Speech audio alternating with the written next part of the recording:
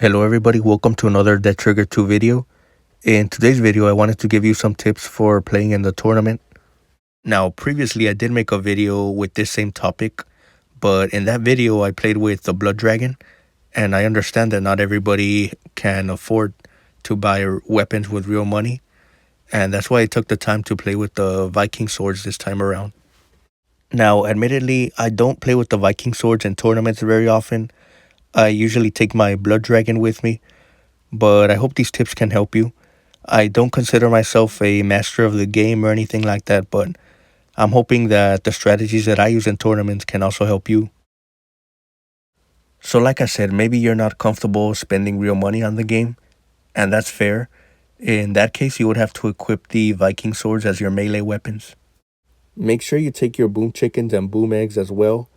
When you deploy them, they run around and distract the zombies, and once they gather enough zombies around them, they blow up. Boom eggs are a little bit more difficult to find. They're usually offered as prizes in collector events, but if you don't have them, that's fine. Just take the triple mines with you instead. Alright, so hear me out. From beginning to end, you're mostly going to be using your Viking swords, okay? You're going to use your Viking swords to kill the normal zombies, and you're going to use your firearms to kill the big zombies like the Cyan Fist or the Panzer. But for these normal ones right here, you're going to be using your Viking swords to kill them. Keep that in mind. Now, the first few rounds are pretty easy, but around wave 5, the zombies do start to get stronger and faster, and they can kill you with one hit. Make sure you're building traps constantly, and make sure you also build barricades because that will slow the zombies down, and you don't want them to gather up too much. The round just barely started, and as you can see, I already killed like 4 or 5 of them.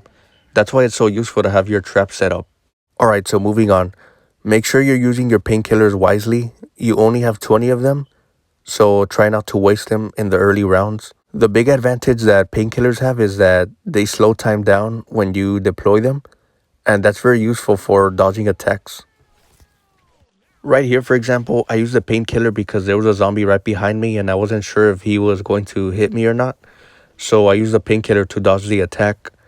So only use painkillers in situations like those where you have no other choice. Now, this one is completely up to you, but I don't usually like to get the lucky box when it spawns in the middle of a round. I prefer to finish the round first and then I get the lucky box at the beginning of the next round. As you can see here, I finished off the round and then I got the lucky box when the next round started.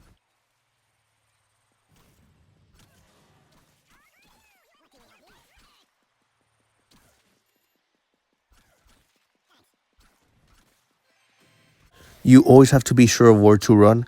Like here, for example, we can see that there are 4 zombies, including a Vomitron. We don't want to run into them, so what we're going to do is we're going to run right to where there's less pressure, where there's more space. So like I said earlier, you're going to be using your Viking swords to kill the zombies. And here's what you do, okay? 1, 2, you sprint. 1, look behind you. And that right there is an example of why you should always check your back and you shouldn't stay in one place for too long.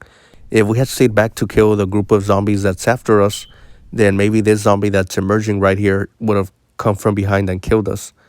That's why it's important to kill them off slowly and not stay in one place for too long. Okay, 1, 2, run. 1, 2, sprint. Okay, it might feel slow, it might feel tedious, but that's the way to do it. It's all about patience.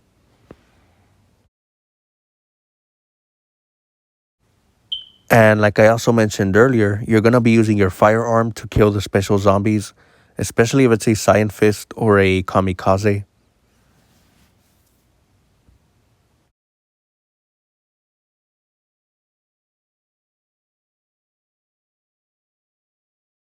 Another useful tip is to watch your step and beware of these zombies without legs. Don't be fooled. These zombies do the same amount of damage as normal zombies, so they can potentially kill you with one hit. And that just about wraps it up for today's video. If you have any questions, let me know in the comment section and I'll be happy to answer them.